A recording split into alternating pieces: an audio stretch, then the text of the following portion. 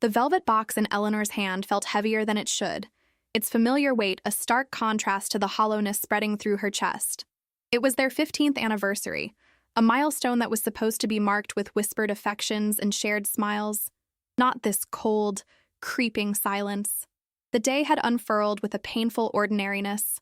Arthur had left for the office with a perfunctory kiss to her cheek, his mind already tangled in the day's meetings and deadlines. He hadn't mentioned the date. Eleanor had told herself it was a bluff, a classic Arthur move to lull her into thinking he'd forgotten, only to surprise her with something spectacular later. He was a man of grand gestures, after all. She had spent the afternoon preparing, a quiet hum of anticipation beneath her skin. Her dress, a deep emerald silk that Arthur had always loved, was laid out on the bed. She'd arranged for a sitter for the children, her thoughts drifting to a quiet, candlelit dinner at their favorite Italian place on the waterfront, the one where they'd shared their first date. But as the hours ticked by, her phone remained silent. No call, no text, just the deafening echo of her own hopeful expectations. It was by sheer, painful accident that she found out. She'd been searching for a misplaced earring in Arthur's study, her fingers tracing the spines of his leather-bound books when she saw it. His tablet, left unlocked on the mahogany desk. An email confirmation glowed on the screen, the subject line a punch to the gut. Your VIP reservation at the Azure is confirmed. Her heart hammered against her ribs. The Azure. It was the city's most exclusive restaurant, a place whispered about in hushed, reverent tones, with a waiting list that stretched for months. The reservation was for two, for that very evening, at 8 o'clock. A knot of confusion and hurt tightened in her stomach. He hadn't forgotten. He had planned something even grander than she could have imagined, but the confirmation was addressed only to him, and he had never mentioned it. Eleanor sank into his leather chair, the scent of old paper and his cologne surrounding her, a scent that had once been a comfort, and now felt like a betrayal. Why wouldn't he tell her? Was this the surprise? To have a driver appear at the door and whisk her away? It felt impersonal, unlike him.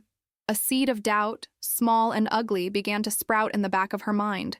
In 15 years, they had built a life, a family, a fortress of shared memories. But lately, cracks had begun to show. Late nights at the office had become more frequent, his laughter a little more distant, his eyes holding a shadow she couldn't quite decipher. She shook her head, trying to banish the thoughts. No, not Arthur. He loved her. This was just a poorly executed surprise. 7 o'clock came and went, then 7:30. The sitter arrived, and Eleanor, with a smile that felt brittle and fake, assured her that Mr. Hamilton would be home shortly to explain the evening's plans. But as the clock on the mantelpiece struck 7:45, the truth settled upon her with a crushing weight. He wasn't coming. He had booked a table for two on their anniversary at the most romantic restaurant in the city, and he had gone without her. The image flared in her mind, sharp and exquisitely painful. Arthur, seated at a pristine white table, the city lights twinkling below. And across from him? Who? The face was a blur, a specter of her deepest fears. A colleague? A stranger? The question was a poisoned dart. The pain was so swift, so blinding, it almost brought her to her knees. She could stay here, in this silent house, and let the hurt consume her. She could call him, her voice trembling with accusations. Or she could do something else. A new feeling, fierce and unfamiliar, began to bubble up through the anguish. It was a flicker of defiance, a spark of anger. She had spent 15 years of her life dedicated to their partnership, to their family. She had celebrated his triumphs and soothed his failures. She was his wife, the other half of this union they were supposed to be celebrating. She looked at her reflection in the darkened window, the emerald dress, the carefully styled hair, the shimmer of unshed tears in her eyes. She would not be erased. With a deep, steadying breath, Eleanor stood up. She walked to the hallway closet and retrieved her favorite coat. She put on the pearl earrings that had been a gift from her grandmother. The velvet box was still in her hand. Inside was her gift to him, a vintage watch engraved with the date they had met. She slipped it into her clutch. She turned to the sitter, her voice even and clear, betraying none of the storm raging inside her. There's been a change of plans. I'll be going out alone. Before she could second-guess herself, she walked out the door, hailed a cab, and gave the driver the address. The Azure, please. As the city lights blurred past the window, her resolve hardened into steel. He had booked a table for two. He had expected a companion, and he would have one, just not the one he was planning for. The ride to the Azure was a strange cocoon of suspended reality. Outside, the city glittered, oblivious. Inside the cab, Eleanor was a statue carved from ice and fire. The hurt was a cold, hard knot in her stomach, but the anger was a flame, licking at her resolve, keeping the tears at bay. Each red light, each turn of the wheel, was a moment she could have told the driver to turn back, to retreat to the quiet misery of her home, but she didn't. Her hand, resting on her clutch, was steady. Her gaze, fixed on the approaching skyline, was unwavering. The Azure was perched atop the city's tallest skyscraper, a beacon of glass and steel. As Eleanor stepped out of the cab, the crisp night air hit her face, a welcome shock to her senses. The entrance was discreet, almost hidden, guarded by a man in a tailored black suit who nodded respectfully as she passed. The elevator ascended in a silent, breathtaking rush, the city lights sprawling into a glittering carpet below. This was a world built to impress, to intimidate, to remind its patrons of their elevated status. Tonight, Eleanor refused to be intimidated. The elevator doors opened onto a space of hushed opulence. The lighting was low and intimate, the air filled with the quiet murmur of conversation and the clinking of fine crystal. A wave of fragrance, expensive perfume and gourmet food washed over her. At a sleek marble podium stood the maître d', a man whose posture radiated an air of polite, impenetrable authority. He looked up as she approached, his smile practiced and impersonal. "Good evening, madam. Do you have a reservation?" he asked, his eyes flicking over her, taking in the silk dress, the pearls, the determined set of her jaw. "I do," Eleanor said, her voice smooth, betraying nothing of the tremor in her heart. "The name is Hamilton. Arthur Hamilton. A VIP table for 8 o'clock. The maitre d's eyes scanned his list. He frowned slightly. "Ah, yes. Forgive me, madam, but we were expecting Mr. Hamilton. Has there been a change in your party?" "No change at all," Eleanor replied, meeting his gaze without flinching. "I am Mrs. Hamilton. The table is for our anniversary. My husband is waiting. Please, show me the way." It was a gamble, a lie woven from a sliver of truth, but her confidence was absolute, a performance so convincing that the maitre d's professional veneer cracked for a fraction of a second. He saw a wife, elegantly dressed, arriving for her anniversary dinner. Any other conclusion was too scandalous for a place like this. With a slight, deferential bow, he said, "Of course, Mrs. Hamilton. My apologies. Right this way." He led her through the maze of tables. She felt the eyes of other diners on her, a mixture of curiosity and admiration. They saw a woman walking alone, her head held high, following the most important man in the room to what was undoubtedly the best table. They couldn't see the chasm that had opened up in her life. They couldn't feel the frantic beating of her heart. With every step, she repeated a silent mantra. "You will not break. You will not break." And then she saw it. In the far corner of the restaurant, set against a floor-to-ceiling window that offered a panoramic, godlike view of the city, was a single table. It was more secluded than the others, dressed in pristine white linen and set with a single perfect red rose in a crystal vase. A bottle of champagne was chilling in a silver bucket beside it, and seated at the table was Arthur. He was laughing, his head tilted back, the way he did when he was truly amused. His profile, once the source of so much comfort for her, now looked like that of a stranger. And across from him, bathed in the soft candlelight, was a woman. She was young, perhaps in her late 20s, with sleek, dark hair and a sharp, intelligent face. She was wearing a black dress that was both professional and alluring. She leaned forward, her hand resting near his on the table, her expression one of rapt attention. The sight was a physical blow. All the air left Eleanor's lungs. This was it. The abstract fear, the shadowy doubt, had taken form. It was real. It was happening. For a heart-stopping moment, she felt the floor sway beneath her feet. The sounds of the restaurant faded into a dull roar. The urge to turn and flee was immense, a primal scream in her soul. But then she saw Arthur reach across the table, his fingers brushing against the younger woman's hand as he made a point.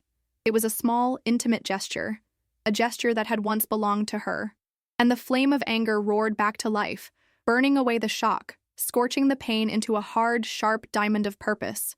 The maitre d' paused a few feet from the table. "Your table, Mrs. Hamilton," he murmured. And then, with a discreet nod, he retreated, leaving her standing there, a silent specter at the edge of their private celebration. Arthur hadn't seen her. He was still captivated by his companion, It was the woman who noticed her first. Her eyes flickered up, catching the emerald green of Eleanor's dress. A flicker of confusion crossed her features. She looked from Eleanor to Arthur, a silent question in her gaze. Arthur, following her line of sight, slowly turned his head. His smile vanished. The color drained from his face. His eyes, when they met Eleanor's, were wide with a dawning, unmitigated horror. He looked like a man who had just seen a ghost. A ghost in an emerald silk dress, holding a clutch bag that contained 15 years of their life together. Eleanor took a slow, deliberate breath. She walked the final few steps to the table, her heels making no sound on the plush carpet. She didn't look at Arthur. Instead, she fixed her gaze on the young woman, offering a smile that was cool, polite, and utterly devastating. "Good evening," Eleanor said, her voice as calm and clear as a winter morning. "Arthur, darling, I'm so sorry I'm late. You must be the surprise he was talking about." She paused, letting the words hang in the air, thick with unspoken meaning.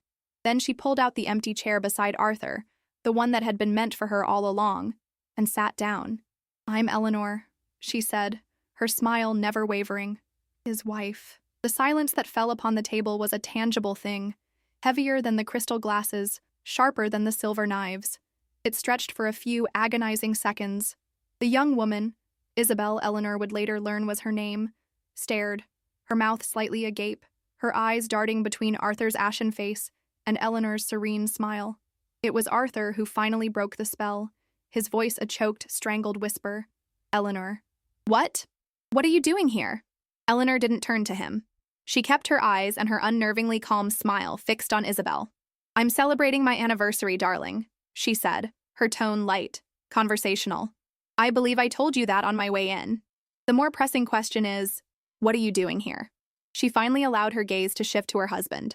The look in her eyes was not one of rage, but of cool, clinical assessment, as if she were observing a disappointing specimen under a microscope. "And who is your lovely guest?" Arthur looked utterly trapped. He opened and closed his mouth like a fish, his mind clearly racing for an escape route where there was none. It was Isabel who found her voice first, a testament to a composure honed in corporate boardrooms. I am so sorry," she stammered, beginning to gather her small purse from the table. "I think there's been a terrible misunderstanding. Arthur, Mr. Hamilton, he told me this was a business development dinner." "A business dinner?"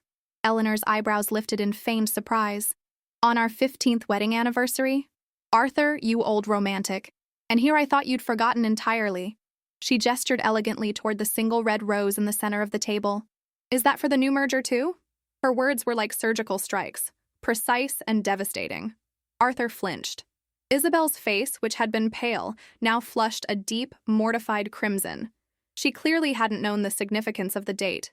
She was a pawn, Eleanor realized, but it was a realization that brought no comfort, only a colder, deeper anger at Arthur's calculated deceit. With a flick of her wrist, Eleanor signaled a passing waiter. He approached the table, his face a mask of professional indifference, though his eyes betrayed a flicker of intrigue. "Yes, madam? My husband was so excited about this celebration that he seems to have forgotten to order me a glass," Eleanor said smoothly. "Could you please bring another champagne flute? And you may as well open the bottle." "We have." She paused, glancing at Arthur's horrified face. "So much to celebrate." "Right away, madam." The waiter vanished. "Eleanor, please," Arthur hissed, leaning across the table, his voice low and urgent. "Stop this. This is not the time or the place. We can talk about this at home." "At home?" Eleanor's laugh was a soft, brittle sound. "The home where I was waiting for you? The home our children are in, with a sitter I hired because I foolishly believed their father remembered the day he married their mother? No, I don't think so. I think this is the perfect place." Her voice dropped, losing its lilting, sarcastic edge and taking on a steely hardness. "You made this reservation. You chose this restaurant. You set this stage.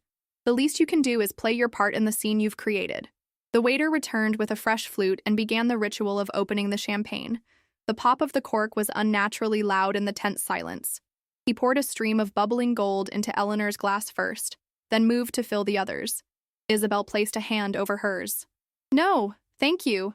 I have to leave," Isabel said, finally pushing her chair back and rising to her feet. She looked at Arthur, her expression a mixture of pity and contempt. "You have my apologies, Mrs. Hamilton. Truly." Whatever this is, I was not aware. I would never have agreed. Oh, I believe you, Eleanor said, taking a slow, deliberate sip of her champagne.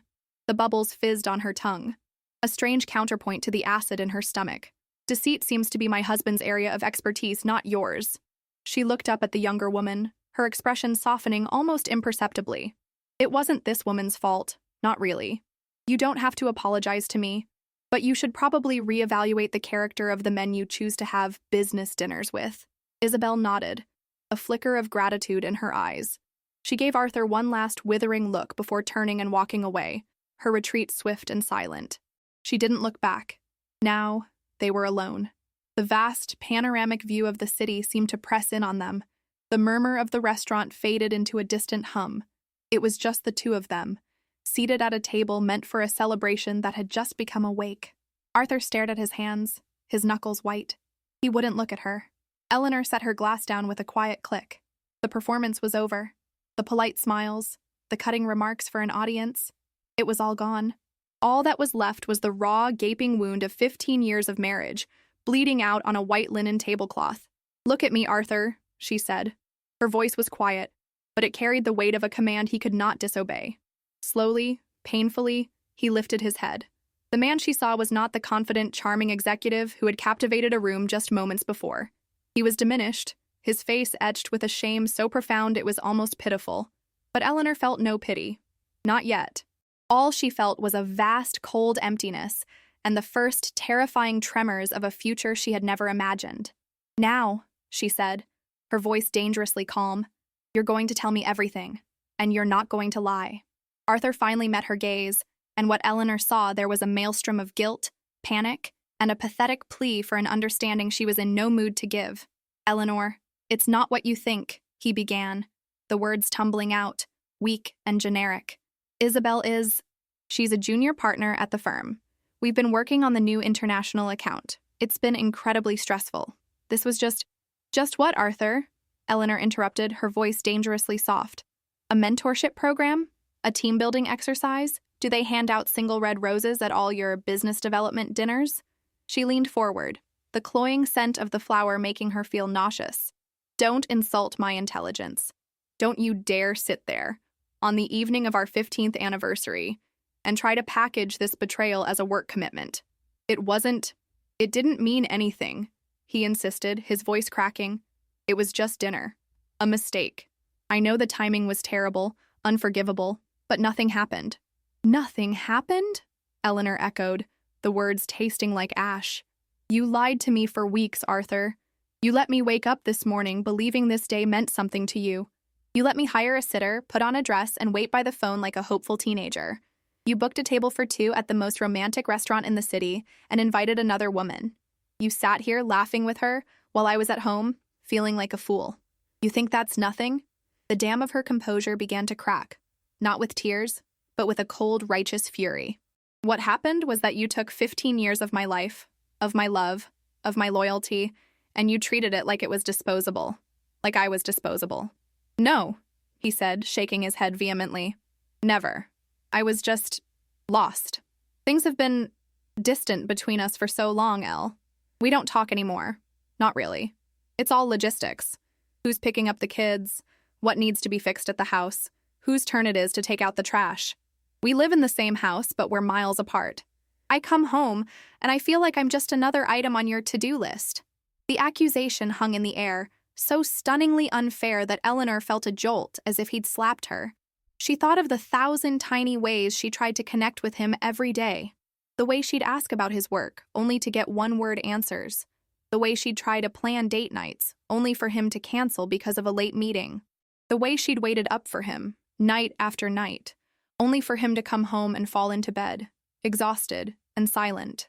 "Distant?" she said, her voice trembling with the effort of keeping it steady. "I have been right here, Arthur. I have been right here all along. I've been raising our children. I've been running our home. I've been managing the life that allows you to go out and be Arthur Hamilton, CEO. I gave up my career for this family, for us. And you call that distant? You feel like an item on a to-do list? My entire life has been a to-do list to make yours possible." He had no answer for that. He just stared at the tablecloth, the picture of shame. "Isabel," She admires me, he mumbled, as if that explained anything. She listens when I talk about work. She's impressed by what I do. And I'm not? Eleanor asked, the question a raw whisper. For 15 years, who has been your biggest cheerleader? Who told you to start your own firm when you were terrified? Who stayed up all night with you going over business plans, making coffee, telling you that you could do it? Was that Isabel? The silence was his answer. The wound was deep, but now it had a name. It wasn't just about another woman. It was about being erased. It was about being relegated to the role of caretaker, the silent partner whose contributions were so expected they were no longer seen. He hadn't sought out another body. He had sought out another audience. With a sigh that felt like it came from the very bottom of her soul, Eleanor reached into her clutch. Her fingers closed around the cool, smooth velvet of the box. She placed it on the table between them, a dark square against the pristine white. Arthur stared at it as if it were a bomb. What's that? Your anniversary gift, she said simply. I bought it a month ago. I spent weeks trying to find the perfect one. Funny, isn't it? His hand trembled as he reached for it. He opened the lid. Inside, nestled on a bed of black satin, was the watch. A classic, elegant timepiece, its silver face gleaming under the restaurant's soft lights. He lifted it out, his fingers clumsy. He turned it over. He saw the engraving on the back, the beginning of all our time. E. A sound escaped his throat, a choked, guttural sob that was quickly suppressed. He sank back into his chair, the watch held loosely in his hand, his face crumbling. The weight of what he had done, what he had broken, seemed to finally land on him in its entirety. This watch wasn't just a gift. It was a symbol of the time they had shared, the time he had just squandered on a fleeting moment of ego-stroking with a junior partner. Eleanor watched him, but the sight of his breakdown brought her no satisfaction. There was no victory here, just wreckage. She stood up, her movements slow and graceful. She placed her napkin neatly on the table beside her plate.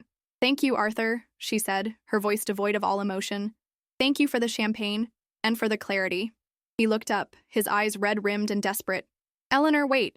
Where are you going? Please, don't go. We can fix this. Eleanor looked down at him, at the man she had loved for half her life. No, we can't, she said, and the certainty in her voice was absolute. Some things, once they are broken, can't be fixed. They can only be swept away. She turned and walked away from the table, from the rose, from the half-empty bottle of champagne, from the beautiful, expensive watch that now seemed like a relic from another life. She left him there, alone in the corner of the glittering restaurant, with the ghost of their marriage and a bill he would have to pay all by himself. Eleanor walked through the restaurant with the same poise she had entered with, but something fundamental had shifted within her. She was no longer performing. This was not an act of defiance. It was an act of liberation. She didn't look back. She didn't need to see Arthur's shattered expression one more time. The image was already seared into her memory, a final, painful bookmark at the end of a long chapter. The other diners watched her pass, their quiet conversations faltering. They had witnessed the opening act, and now, seeing her leave alone, her head held high, they could guess the ending. The maitre d' stood at his podium near the entrance. As she approached, he met her eyes. There was no professional artifice in his gaze now, only a quiet, human understanding. He gave her a slight, respectful nod, a silent acknowledgement of her strength. It was a gesture from one stranger to another, and it meant more to Eleanor in that moment than 15 years of Arthur's distracted praise. The elevator ride down was a descent back to reality. The glittering city spread out below her, no longer a romantic backdrop, but a landscape of possibilities. She caught her reflection in the polished brass of the elevator doors. The woman looking back was not the same one who had ascended an hour earlier. The hopeful, anxious wife was gone. In her place was a woman who looked tired, sad, but also undeniably, powerfully whole. The tears were there, just behind her eyes, but they were no longer tears of humiliation. They were tears of mourning, for a marriage that had died long before this night. She stepped out into the cool night air and hailed a cab without a moment's hesitation. The journey home was quiet. She watched the streets of the city she called home slide past, feeling a profound and aching sense of dislocation. This was the city where she had met Arthur, where they had fallen in love, where they had built a life. Now it felt like a foreign country. Yet there was no fear. Amid the deep seismic pain of the betrayal, a new feeling was taking root, a quiet, steely resolve. When she arrived home, the house was silent. She paid the sitter, offering a calm smile that the young woman returned with a look of concern. Inside, she checked on her sleeping children, their peaceful faces a steady anchor in her turbulent world. She walked into her bedroom and, without ceremony, took off the emerald dress and the pearl earrings. She was no longer playing a part. She was simply Eleanor. She stood by the window for a long time, looking out at the dark, sleeping houses of her neighborhood. The future was a vast, terrifying unknown. The path forward would be paved with pain, with difficult conversations, with the dismantling of a life she had so carefully constructed. But for the first time in a very long time, it would be a path of her own choosing. Arthur had made a reservation for two, expecting to dine with his future. He had no idea that in doing so, he had just booked a table for one for his wife, at the start of her new life. This story is a reminder that our greatest strength is often found not when we are loved by others, but when we find the courage to love and respect ourselves, especially when we are tested. The end of one chapter is not just an ending. It is the necessary, often painful beginning of a new one. If this story touched your heart, share it with someone who needs a message of hope and the strength to choose their own path.